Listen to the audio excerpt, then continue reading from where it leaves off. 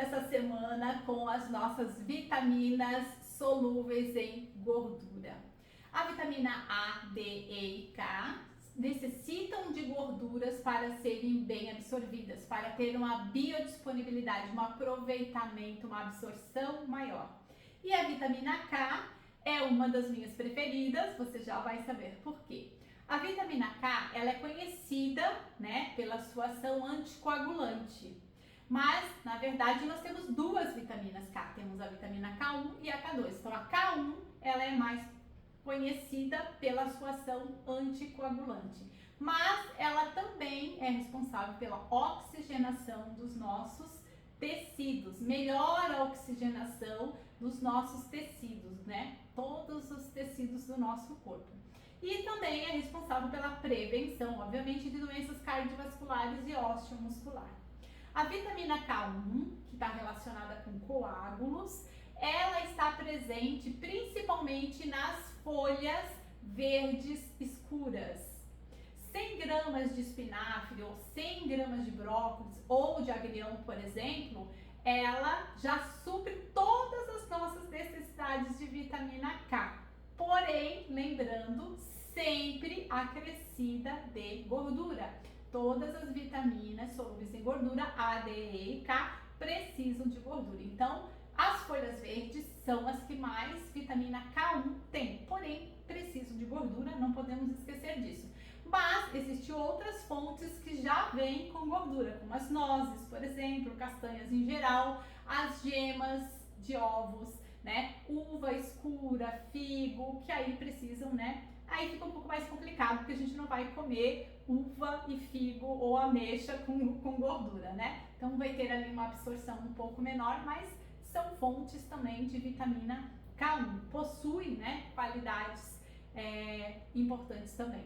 A vitamina K2, ela tem relação com as mitocôndrias, que são as fornalhinhas geradoras de energia, são usinas de energia da nossa célula. Essas usinas de energias, elas são responsáveis pela oxigenação dos tecidos, oxigenação de todas as nossas células. Então, elas melhoram muito o nosso condicionamento, o nosso rendimento esportivo, E previne também a osteoporose. Então, se você quer ter um rendimento melhor no seu treinamento, você leva o seu treino a sério, lembre-se que a vitamina K2 é muito importante. E o mais importante, e por isso ela é a minha queridinha, a K2, ela é produzida pelas boas bactérias.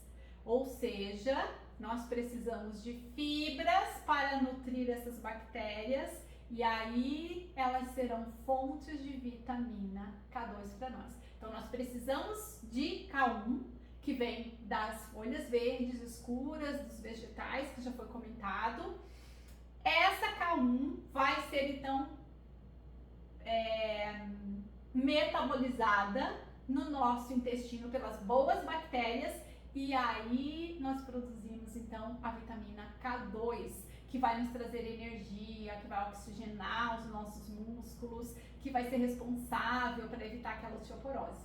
50% das nossas necessidades de K2 vem da K1, ou seja, nós precisamos consumir vegetais verdes escuros para que eles sejam, então, metabolizados pelas nossas boas bactérias, sendo, então, convertidas em K2.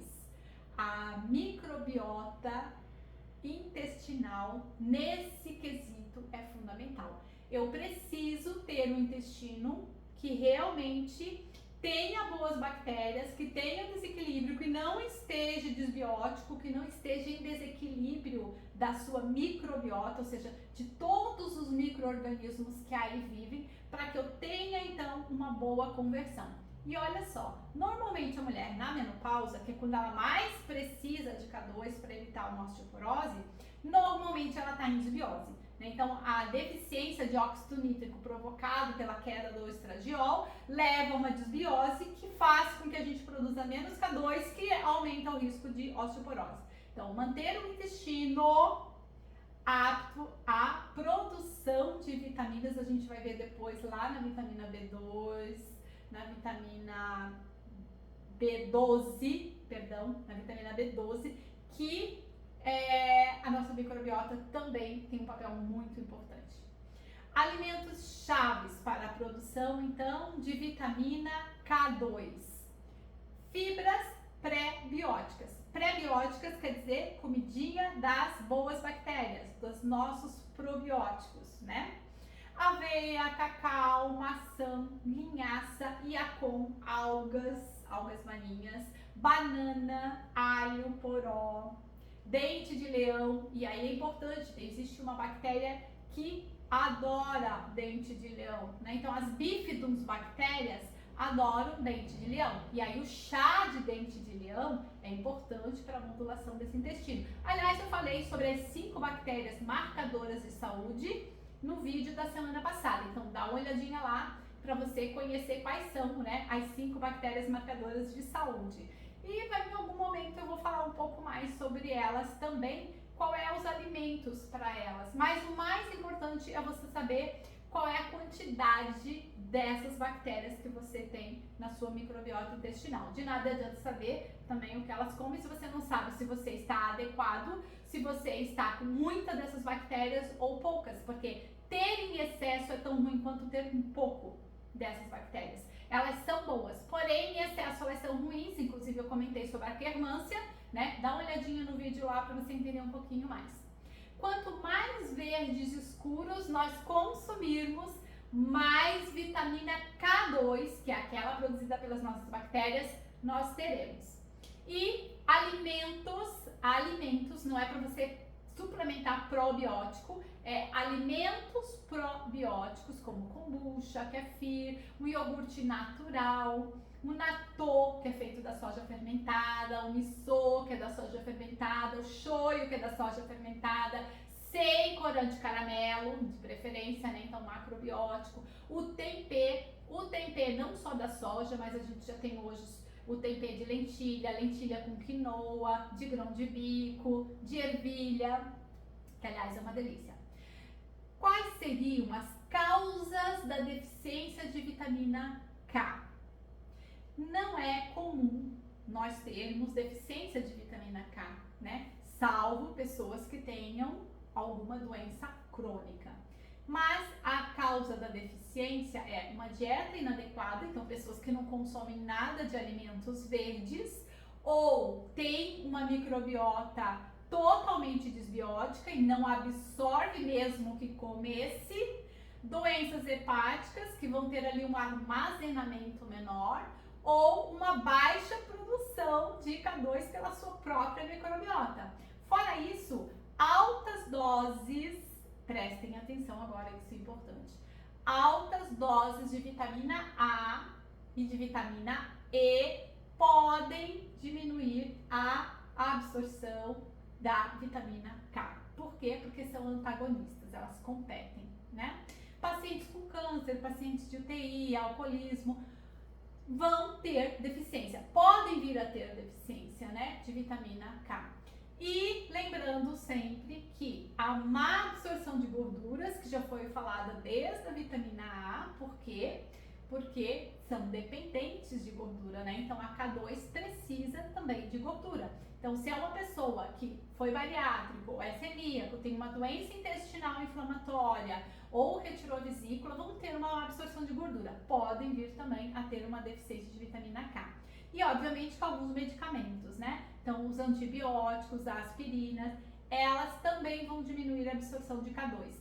Antibiótico, principalmente, por quê? Porque altera a nossa microbiota intestinal. E lembrando que a vitamina K2 é produzida pelas boas bactérias através da fermentação de fibras. Então, olha só. A dosagem de vitamina K no sangue ela não é comum, é muito raro, a não ser em hospital por algum motivo. Normalmente em consultório nós usamos o hemograma, né, a plaqueta que vai estar ali no hemograma, e o fibrinogênio já é o suficiente para a gente ter uma noção, né, se há uma deficiência ou não. Então, em consultório nós usamos isso, o médico pode pedir, mas pode pedir outros, inclusive, mas isso em questão de UTI, etc. Certo? Então eu fico por aqui dias ao meio-dia eu tenho um conteúdo diferente. Nós vamos passar agora para as vitaminas solúveis em água, hidrossolúvel, solúvel em água. Então, encerramos aqui as solúveis em gorduras e passamos para as gorduras solúveis em água. Então, próximo vídeo, nós começamos com o complexo B, o super mega complexo B. Se você estiver gostando, não deixe de compartilhar. E se você ainda não é inscrito aqui no canal, se inscreva, caso contrário, você não vai saber, não vai receber, né, a notificação de que tem um vídeo novo para você.